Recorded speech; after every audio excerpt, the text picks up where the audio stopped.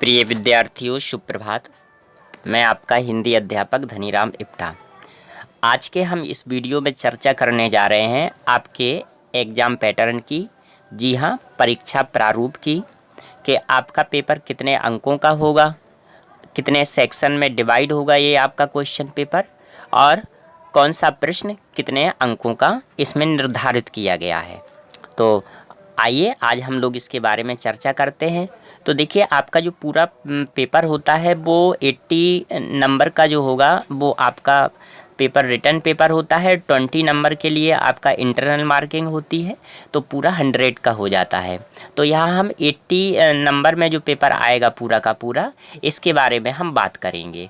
तो आपका पेपर जो है वो 2 सेक्शन में डिवाइड होगा, सेक्शन ए और सेक्शन बी।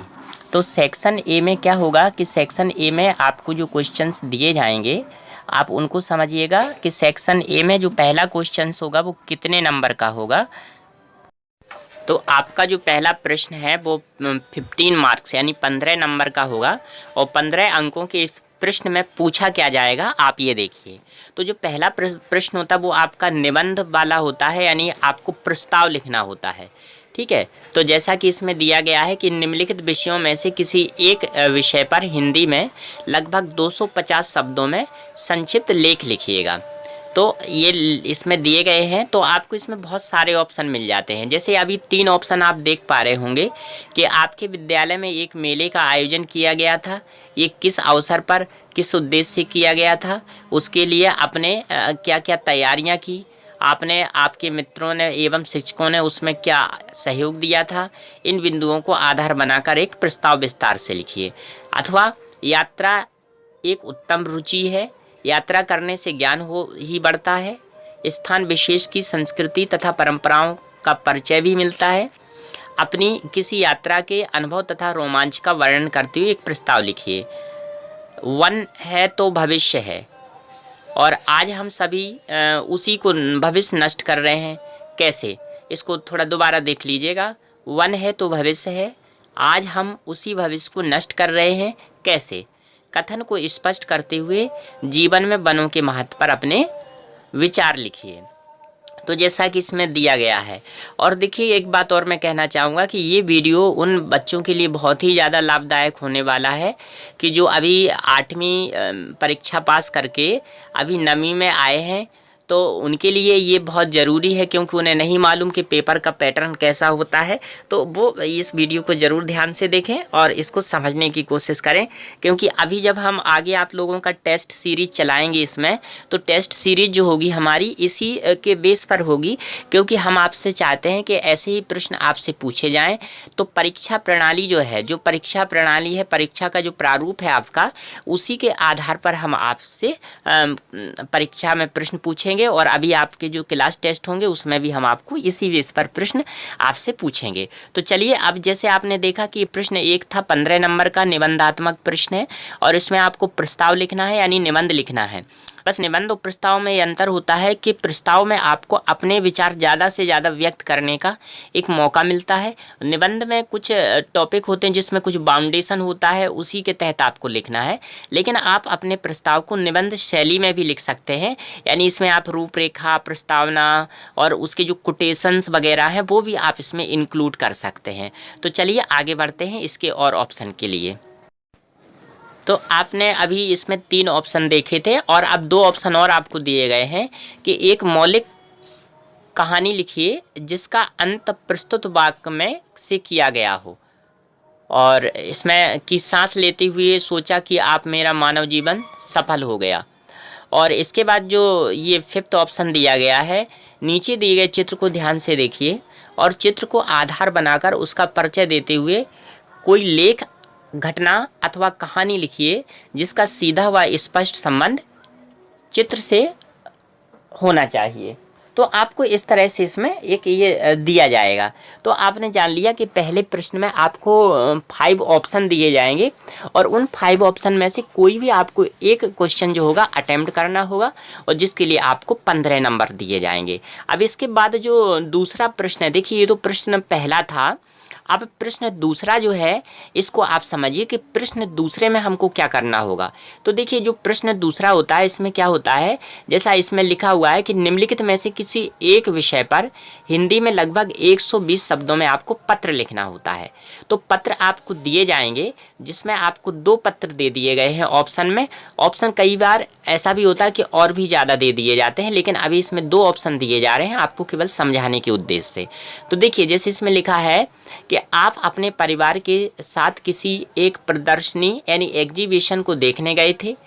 वहाँ पर आपने क्या क्या देखा, वहाँ कौन कौन सी चीज़ों ने आकर्षित किया, जीवन में उनकी क्या उपयोगिता है। अपना अनुभव बताते हुए अपने प्रिय मित्र को पत्र लिखिए। अथवा दिन प्रतिदिन बढ़ते हुए जल संकट की ओर ध्यान आकर्षित करते हुए नगर पालिका के अध्यक्ष को एक पत्र लिखिए जिसमें वर्षा के जल का संचयन यानी रेन वाटर हार्वेस्टिंग करने के लिए व्यापक स्तर पर परियोजना चलाने का सुझाव दिया गया हो। तो आपने देखा कि पत्र जो होगा वो आपका 7 नंबर का आएगा और 120 शब्दों में लिखना होगा और एग्जाम में ये क्वेश्चन नंबर 2 होगा। इसके बाद आता है प्रश्न 3। तो प्रश्न 3 में होता क्या है, देखिए कि आपको ये 10 नंबर का होता है। प्रश्न 3 ये 10 नंबर का होगा आपका। इसमें क्या होता है कि निम्नलिखित गद्यांश को ध्यान से पढ़िए तथा उसके नीचे लिखे गए प्रश्नों के उत्तर हिंदी में लिखिए और उत्तर यथासंभव अपने शब्दों में होने चाहिए। यानी अपने शब्दों से मतलब ये होता है कि आपको जो उत्तर लिखना है वो बिल्कुल ऐसा नहीं लिख देना है कि जैसे गद्यांश में लिखा हुआ है और उसी के आधार पर आप सीधा लिख देंगे, ऐसा नहीं है। कई बार होता क्या है कि आपको अपने उसमें विचार व्यक्त करने पड़ते हैं। तो अभी आप जब इसके प्रश्न के उत्तर लिखेंगे तो आपको ये समझा दिया जाएगा। जो भी स्टूडेंट्स होते हैं मोस्टली गलती ये कर देते हैं कि वो ज्यों का त्यों गद्यांश से उतार के ज्यों का त्यों लिख देते हैं, जिसकी वजह से उनको उसके जो है कि सही अंक नहीं मिलते हैं और उनको फिर काफ़ी दिक्कत का सामना करना पड़ता है, उनके अच्छे नंबर नहीं आते हैं। तो ये हम आपको जब विस्तार से बताएंगे तो आपको समझा देंगे। अभी एक्चुअली ये पेपर का पैटर्न ही आपको बताया जा रहा है, तो हम लोग अभी इसी पर चर्चा करेंगे। तो जैसा कि इसमें जो गद्यांश है आपको पूरा पहले पढ़ना है, तो इसको पहले ध्यानपूर्वक पढ़ लीजिएगा। उसके बाद आप प्रश्न पढ़िए और प्रश्न का जब आप उत्तर लिखें तो पहले फिर प्रश्न पढ़िए और फिर उत्तर लिखिएगा। ऐसा नहीं है कि आपने एक बार गद्यांश पढ़ लिया और सारे के सारे प्रश्नों के उत्तर लिख दिए, ऐसा नहीं है। या ऐसा भी नहीं करना है कि एक प्रश्न लिखा उसका उत्तर लिख दिया, फिर दूसरा प्रश्न देखा उसका उत्तर लिख दिया, ऐसा नहीं है। तो पूरा गद्यांश आपको पढ़ना है। तो जैसा कि इसमें लिखा हुआ है पूरा गद्यांश आप देख पा रहे होंगे, आप इसे पढ़ सकते हैं। तो एक सियासत थी, उसका नाम कंचनगढ़ था, इस तरह से ये लिखा हुआ है। और ये पूरा पढ़ने के बाद फिर आपके इसमें प्रश्न दिए गए हैं। तो जैसे ये प्रश्न दे दिया गया है कि राजा कंचन देव की चिंता का क्या कारण था, उन्होंने साधु से क्या प्रार्थना की, तो ये 2 नंबर के, तो 2 2 2 2, तो इस तरह से 5 हो गए। तो आपका ये 10 नंबर का आपका ये गद्यांश हो गया। ये क्या है कि अभी ये आपको समझाने के तौर पर ही दिया जा रहा है, ठीक है। तो इसके लिए फिर हम आपको जब विस्तार से इस पर चर्चा करेंगे तो ज़रूर बताएंगे। तो जैसे इसमें दिया गया है कि राजा कंचन देव की चिंता का क्या कारण था, उन्होंने साधु से क्या प्रार्थना की, साधु ने राजा को क्या बताया, उसके बाद राजा ने राज के लिए क्या क्या कार्य किए, पड़ोसी राजा के आक्रमण करने पर कंचनगढ़ का राजा क्या करता था और क्यों, कबूतरों की दशा कैसी थी, उस दशा को देखकर राजा ने क्या सीखा, राजा ने मंत्री को क्या आदेश दिए, आदेश सुनकर मंत्री की क्या स्थिति हुई। तो अगर आप गद्यांश को ध्यान से पढ़ेंगे तो ये प्रश्नों के आप उत्तर भी दे पाएंगे। तो चलिए अब बढ़ते हैं हम लोग आगे के प्रश्न की ओर। अब आपके सामने आता है प्रश्न 4। तो यानी जो क्वेश्चन 4 होगा, इस क्वेश्चन 4 में क्या होगा कि ये पूरा का पूरा आपका ग्रामर से संबंधित होगा। तो आप इसमें देखेंगे तो आपको पता चल जाएगा कि आपकी ग्रामर किस प्रकार से आती है। तो देखिए निम्नलिखित प्रश्नों के उत्तर निर्देशानुसार लिखिए। और ये जो प्रश्न होगा ये आपके 8 नंबर का होगा। यानी पहला प्रश्न 15 अंक का होगा और सेकंड प्रश्न 7 नंबर का होगा, थर्ड क्वेश्चन आपका 10 नंबर का होगा और ये जो 4 क्वेश्चन है ये आपका 8 नंबर का होगा। तो इस प्रकार कुल मिलाकर के आपके सेक्शन ए में 40 नंबर हो गए और सेक्शन बी भी 40 नंबर का होगा। तो चलिए इसमें देखिए, इसमें लिखा है कि निम्नलिखित शब्दों में से किन्हीं 2 शब्दों के विलोम शब्द लिखिए। तो अगर आप विलोम शब्द पढ़ेंगे तो आप इसमें लिख पाएंगे। जैसे इसमें दिया गया है अपना, देव, नवीन, सम्मानित, इसके बाद देखिए दूसरा प्रश्न है इसका कि निम्नलिखित शब्दों में से किसी एक शब्द के पर्यायवाची शब्द लिखिए। तो इसमें दिया गया है कि इच्छा, आदेश, शिक्षक। ठीक है, तो आप जब पर्यायवाची पढ़ेंगे तो आपको इसके बारे में भी ज्ञान हो जाएगा। निम्नलिखित शब्दों में से किन्हीं दो शब्दों से भाववाचक संज्ञा बनाइए। तो मैंने आपको अभी संज्ञा वाला वीडियो अपलोड नहीं किया है, मैं आपको कल यानी कल फ्राइडे को और सैटरडे यानी फ्राइडे सैटरडे 2 दिन हम आपको संज्ञा और सर्वनाम से रिलेटेड वीडियो अपलोड कर देंगे, तो जिससे आप उससे लाभ उठाएंगे। इसमें दिया गया है कि निम्नलिखित शब्दों में से किन्हीं दो शब्दों से भाववाचक संज्ञा आपको बनानी है। तो आपको मालूम है कि संज्ञाएं 5 प्रकार की होती हैं, तो कोई भी शब्द है उससे आपको भाववाचक संज्ञा कैसे बनानी है इसका ज्ञान आपको वीडियो देखने के बाद हो जाएगा। अभी आप प्रश्न पर ध्यान दीजिए। जैसे इसमें लिखा है सफ़ेद, युवा, हिंसक और जागना। इसके बाद इसी का प्रश्न है दूसरा 4th नंबर का, निम्नलिखित शब्दों में से किन्हीं दो शब्दों के शुद्ध रूप लिखिए। तो अशुद्ध और शुद्ध यानी हाउ टू राइट करेक्ट। तो करेक्ट आप कैसे लिखेंगे, तो उसके लिए जैसे इसमें लिखा है कवित्री, आशीर्वाद, कृतज्ञ, विदुषी। तो इसके बारे में भी हम आपको टॉपिक पढ़ा देंगे कि हम कैसे सही लिखें, वर्तनी जो शुद्ध है वो कैसे लिखें। तो देखिए सही लिखना तो आपको तभी आएगा जब आप ज़्यादा से ज़्यादा पढ़ेंगे। जब आप ज़्यादा से ज़्यादा पढ़ेंगे तो उसमें आपको बहुत सारे शब्द मिलते हैं जो सीखने को मिलेंगे, जिससे आप अपना ज्ञान बढ़ा सकते हैं। और फिर भी अगर आपको कहीं दिक्कत है तो जो टॉपिक है, तो टॉपिक से रिलेटेड आपके सिलेबस में जो शुद्ध अशुद्ध शब्द होंगे हम उनके बारे में भी आपको बता देंगे। इसके बाद है कि निम्नलिखित मुहावरों में से किसी एक की सहायता से वाक्य बनाना है। तो इसमें दिया है चंपत होना, डींग हाँकना। और इसके बाद आपने ये देख लिया था इसमें, तो इसमें क्या है कि देखिए जो मुहावरा है चंपत होना या डींग हाँकना, तो 2 मुहावरे दिए गए हैं, या तो आप चंपत होना का लिखिए या डींग हाँकना का। लेकिन इसमें आपको एक स्पेशल बात जो देखने को मिल रही है वो ये मिल रही है कि निम्नलिखित मुहावरों में से किसी एक की सहायता से वाक्य बनाइए। तो इसमें अर्थ नहीं लिखना है, आपको वाक्य बनाने हैं। लेकिन फिर भी जब तक आपको अर्थ नहीं मालूम होगा तो आप वाक्य सही नहीं बना पाएंगे। तो इसलिए आप समझ गए कि इसमें आपको मुहावरे आना है, विलोम शब्द आना है, ये सब इसमें आना है। तो आपने इसमें समझ लिया कि जो आपका क्वेश्चन 4 होगा उसमें आपका देखिए विलोम शब्द भी आना है, आपको पर्यायवाची भी आने हैं, और आपको संज्ञा भी आनी है, और शब्दों के शुद्ध अशुद्ध रूप भी आने हैं, मुहावरे भी आने हैं। और इसके पहले आपने देखा था प्रश्न 1 से आपका यानी प्रश्न 1 से लेकर के प्रश्न 4 तक आपकी टोटल ग्रामर ही आ रही है। देखिए प्रश्न 1 में आपने प्रस्ताव लिखा था यानी निबंध लिखा था, दूसरे में आपने पत्र लिखा था, तीसरे में आपने अपठित गद्यांश को सॉल्व किया था, और प्रश्न 4 में आपकी 8 नंबर की ये अलग से छोटी सी ग्रामर दी जाती है। तो आप ये मान के चलिएगा कि आप ऐसा सब जो है कि पहले भी करते आ रहे हैं, पिछली कक्षाओं में क्लास 8वीं में भी आप यही सब करते आ रहे हैं। बस यह है आपको इसमें बहुत सारे वैसे प्रश्न नहीं आते हैं जैसा कि आपसे पहले पूछे जाते थे। तो बहुत छोटे छोटे से प्रश्न है, 1-1 नंबर के प्रश्न है। इसमें निर्धारित है आपका कौन प्रश्न कितने नंबर का आ रहा है, ये पूरा का पूरा इसमें आपका निर्धारित है। और इसमें कोई भी कहीं भी ऐसा नहीं है कि कुछ कहा जा रहा है कुछ किया जा रहा है, ऐसा नहीं है। इसमें जितने का जो है वो उतने के ही इसमें नंबर आपको मिलेंगे। अब आप आगे देख लीजिएगा, ये अभी 5th तक था यानी 1 2 3 4 5th, अभी 6th जो इसका प्रश्न है उसको देखिए। और उस 6th में क्या होगा कि आपकी डिवीजन होंगे यानी 3 प्रश्नों में वो 6 जो होगा वो विभाजित हो जाएगा आपका। तो आप देख लीजिए जो प्रश्न आपका 6 है ये 3 प्रश्नों में डिवाइड है यानी ABC में। तो देखिए कोष्टक में दिए गए वाक्यों में निर्देशानुसार आपको परिवर्तन करना है। तो जिसमें इसमें लिखा हुआ है कि प्राचीन काल में लोग पत्तों की बनी कुटिया में रहते थे। तो रेखांकित का एक शब्द लिखते हुए वाक्य पुनः लिखिए। तो यानी एक शब्द लिखना, हालांकि मैं इसमें आपको बता देता हूं कि पर्णकुटी होगा इसमें, कि प्राचीन काल में लोग पर्णकुटी में रहते थे। लेकिन आपने इसमें एक बात नोट कर ली है कि आपको क्या सीखना है। अभी आपको इस ग्रामर में वन वर्ड सब्स्टिट्यूशन यानी वाक्यांशों के लिए एक शब्द आपको ये भी सीखना है। इसके बाद है बीमार होने के कारण सुमन समारोह में नहीं जा सकी, इसलिए का प्रयोग पुनः कीजिए। तो आपको क्या है कि इसमें वाक जो है, वाक वाला जो टॉपिक है उसको भी ध्यान से पढ़ना है कि बीमार होने के कारण सुमन समारोह में नहीं जा सकी, इसलिए का प्रयोग करना है आपको। तो आप इसमें लिख सकते हैं कि इसमें देखिए कि बीमार होने के कारण सुमन समारोह में नहीं जा सकी। तो सुमन बीमार थी इसलिए समारोह में नहीं जा सकी। तो आपने वाक्य को इस प्रकार से बना दिया। यानी ये बता रहे हैं कि जो वाक्य है आपका ये जो दिया है ये वाक्य पूरा ये मिश्रित वाक्य है, लेकिन इस मिश्रित वाक्य को आपने संयुक्त वाक्य में बना दिया।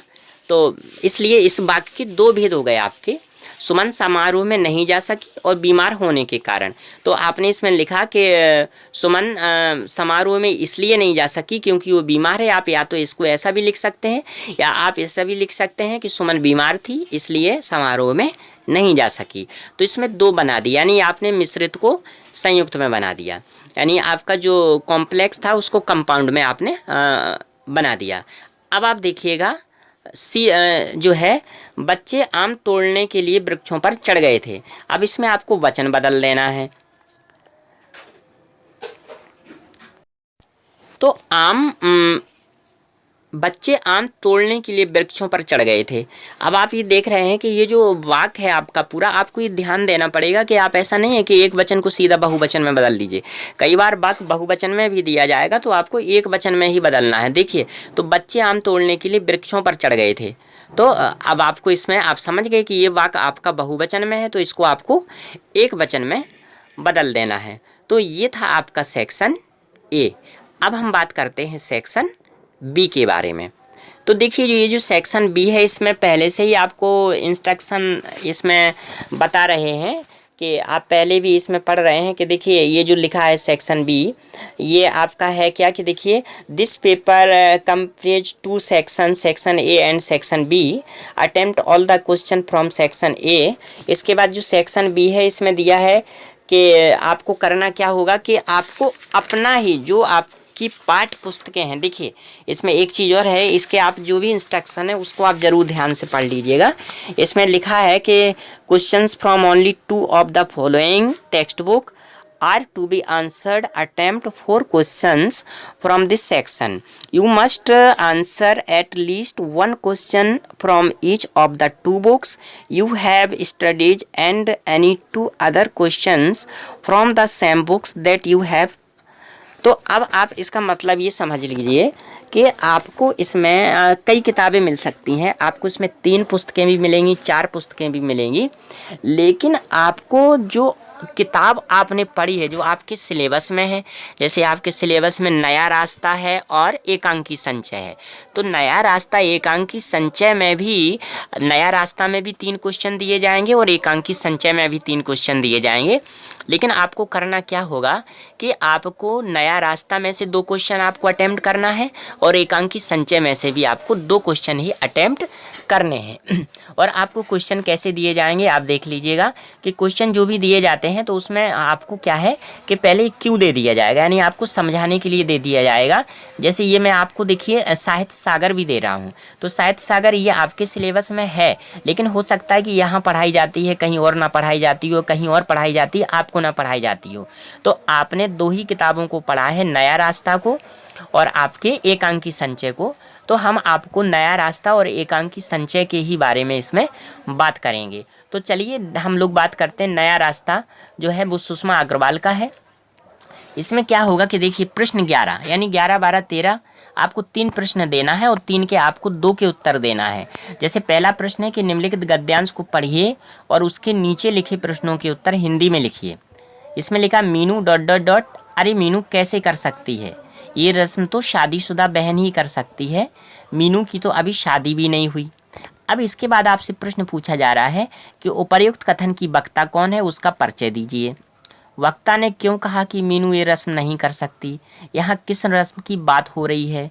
वक्ता की बात सुनकर मीनू तथा मीनू की माँ की स्थिति का वर्णन करते हुए बताइए कि क्या उसके द्वारा वह रस्म पूरी की गई थी, स्पष्ट कीजिए। एक अविवाहित स्त्री को समाज में उचित सम्मान नहीं मिलता, उपन्यास के आधार पर अपने विचार लिखिए। तो आप समझ गए होंगे कि आपको जो प्रश्न का पैटर्न है वो किस तरह से पूछा जाएगा। तो क्वेश्चन नंबर आपको 11th दिया गया, लेकिन इससे आपसे 4 क्वेश्चन आपसे पूछे गए हैं और आप जब पूरे भाग पढ़ लेंगे, नया रास्ता के सभी भाग पढ़ लेंगे, तो आप सभी प्रश्नों के उत्तर भी इजीली दे पाएंगे। तो देखिए इसके सामने आपको अंक विभाजन भी किया गया है कि प्रश्न 11 में जो फर्स्ट होगा उसके 2 मार्क, सेकंड के 2 मार्क्स, थर्ड के 3 एंड फोर्थ के 3 मार्क्स। तो इस प्रकार से ये एक प्रश्न था। अब आपको जो है कि इसमें प्रश्न 12 देख लेते हैं। तो प्रश्न 12 में भी देखिए कि आखिर सरिता को देखने का दिन आ ही गया। अमित के घर में विशेष चहल पहल थी। अमित की माताजी में विशेष उत्साह नजर आ रहा था। माताजी के कहने में आकर उनके पिताजी भी इस रिश्ते में रुचि लेने लगे थे। अमित की बहन मधु भी अपनी होने वाली भाभी को देखने के लिए उत्सुक थी। अब ये आपका एक क्यू दिया गया है, यानी आपको ये मदद दी गई है। अब आपके प्रश्न देखिए, अमित कौन है उसका संक्षिप्त परिचय दीजिए। विशेष चहल पहल का क्या कारण था? इस अवसर पर अमित की स्थिति स्पष्ट कीजिए। मायाराम जी को स्वर्ग की अनुभूति कहाँ और कैसे होती है और क्यों होती है? अमित और सरिता के बीच हुई बातचीत को संक्षेप में लिखिए। तो ये प्रश्न आपका 12 हो गया। अब आप में प्रश्न 13 देखिएगा। अब 13 प्रश्न में क्या दिया गया है, आप देखिए कि मीनू के हृदय में बचपन से ही अपंगों के लिए दया की भावना थी, परंतु मनोहर को तो वैसे वह बचपन से जानती थी, इसीलिए उसकी यह हालत उससे देखी नहीं जा रही थी। मीनू ने मन ही मन निश्चय किया कि वह किसी न किसी रूप में मनोहर की सहायता अवश्य करेगी। विवाह के फालतू खर्च में से कुछ रुपए बचाकर अपाहिज मनोहर की सहायता करने का उसने संकल्प लिया। ये क्यों है आपको, और ये प्रश्न आपको दिया है, मनोहर कौन था, वह मीनू के पास क्यों आया था, उसकी ये दशा कैसे हो गई थी, संक्षेप में समझाइए। मीनू ने मन ही मन क्या निश्चय किया और मनोहर की सहायता कैसे की। इसके बाद फोर्थ है, मीनू ने इस कार्य से आपको क्या प्रेरणा मिलती है, क्या आपने भी कभी किसी की इस प्रकार से सहायता की, समझाइए। और इसमें प्रश्न भी दे दिए गए हैं, उत्तर भी इसमें जो है ये जो अंक है इसके वो भी दे दिए गए हैं। तो आपने ये प्रश्न 11, 12, 13 देखा, लेकिन आपको इसमें से 2 ही प्रश्न करने हैं, चाहे आप 11, 12 कर लीजिए या 13 कर लीजिए, या आप जो भी करना है आप उस तरह से इसको कर सकते हैं। अब हम देखते हैं कि ये नया रास्ता में आपको 3 प्रश्न मिले, इसमें से 2 करने थे। और अब इसके बाद आपको देखना है एकांकी संचय। तो देखिए एकांकी संचय में भी आपको प्रश्न 14, 15 एंड 16 मिलेगा। इसमें भी क्यू होगा और ऑप्शन होंगे, और आपको इसमें से भी 2 क्वेश्चन ही अटेम्प्ट करने हैं। देखिए बहू की विदा, जो कि आपने एकांकी पढ़ी भी है, विनोद रस्तोगी की है। और ये देखिए कैसे दे रहे हैं इसको, देखिए समझिए कि अब भी आंखें नहीं खुली तो व्यवहार अपनी बेटी के लिए दूसरों से चाहते हो वही दूसरे की बेटी को भी दो। जब तक तुम बहू और बेटी को एक सा नहीं समझोगे, ना तुम्हें सुख मिलेगा ना शांति। अब इसके प्रश्न देखिए। वक्ता का परिचय देते हुए कथन का संदर्भ लिखिए। अब भी आंखें नहीं खुली कहने से वक्ता का क्या अभिप्राय है, पाठ के संदर्भ में समझाइए। एकांकी के अंत में श्रोता क्या फैसला लेता है, क्यों, समझाइए। इस एकांकी से आपको क्या शिक्षा मिलती है, एकांकी को उदाहरण सहित स्पष्ट कीजिए। तो ये प्रश्न आपका 14 था। अब आप प्रश्न 15 देखिए। तो प्रश्न 15 में देखिए कि इसमें ये जो है कि मातृभूमि का मान हरिकृष्ण प्रेमी की एकांकी है, उससे लिया गया है। तो जितनी एकांकी आपने पढ़ी हैं उनमें से 3 एकांकियों का दे दिए जाएंगे, 3 प्रश्न में दे दिए जाएंगे। और किस प्रश्न में कौन सी एकांकी होगी ये कुछ नहीं बताया जाएगा आपको, क्योंकि यही तो आपकी परीक्षा है। लेकिन सभी एकांकियाँ आपको पढ़नी। तो इसमें देखिए कि आपके विवेक पर सबको विश्वास है। मैं आपसे निवेदन करने आई हूँ कि यद्यपि समय के फेर से आज हाड़ा शक्ति और साधनों से मेवाड़ के उन्नत राज्य से छोटे हैं, फिर भी वे वीर हैं। मेवाड़ को विपत्ति के दिनों में सहायता देते रहे हैं। यदि उनसे कोई धृष्टता बन पड़ी हो तो महाराणा उसे भूल जाएं और राजपूत शक्तियों में स्नेह का संबंध बना रहने दें। तो ये मातृभूमि का मान हरिकृष्ण प्रेमी। इसके प्रश्न देखिए। प्रस्तुत कथन किसने किससे कहा है, स्पष्ट कीजिए। मेवाड़ को विपत्ति के दिनों में किसने सहायता दी। चारणी यह बात क्यों याद दिलाती है, स्पष्ट कीजिए। चारणी ने महाराणा को अपनी प्रतिज्ञा पूरी करने का क्या उपाय बताया, ये कितना उचित था, इस संदर्भ में अपने विचार दीजिए। मातृभूमि का मान कैसी एकांकी है, शीर्षक की सार्थकता सिद्ध करते हुए बताइए। तो आपने एकांकी पढ़ी है तो मुझे मालूम है कि आपको इसके जल्दी से प्रश्नों के उत्तर भी आ रहे होंगे, लेकिन फिर भी अभी आप धैर्य धारण करिए और आप इसका प्रश्न 16 देखिए। तो प्रश्न 16 में देखिए, इसमें दिया गया है कि बेटा बड़प्पन बाहर की वस्तु नहीं, बड़प्पन तो मन का होना चाहिए। और फिर बेटा घृणा को घृणा से नहीं मिटाया जा सकता, और बहू तभी पृथक होना चाहेगी जब उसे घृणा के बदले घृणा दी जाएगी। लेकिन यदि उसे घृणा के बदले स्नेह मिले तो उसकी समस्त घृणा धुंधली पड़कर लुप्त हो जाएगी। ये आपकी सूखी डाली उपेंद्रनाथ अस्क के द्वारा लिखी हुई एकांकी से प्रश्न था। तो ये देखिएगा, अब ये जो इसके जो प्रश्न हैं वो कैसे हैं, देखिए। प्रस्तुत कथन का वक्ता कौन है, उसका संक्षिप्त परिचय दीजिए।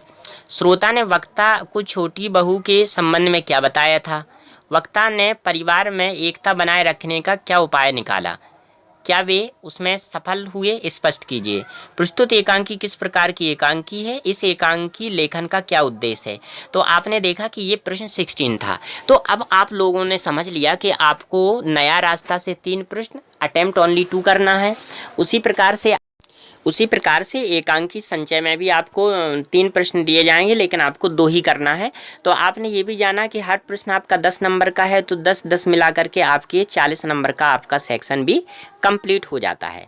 तो 40 नंबर के जो सेक्शन ए है उसमें टोटल ग्रामर है आपकी, और 40 नंबर का जो आपका सेक्शन बी होगा उसमें आपका जो टेक्स्ट बुक है, आपकी नया रास्ता और एकांकी संचय है, और ये आपको कंप्लीट हो जाएगा।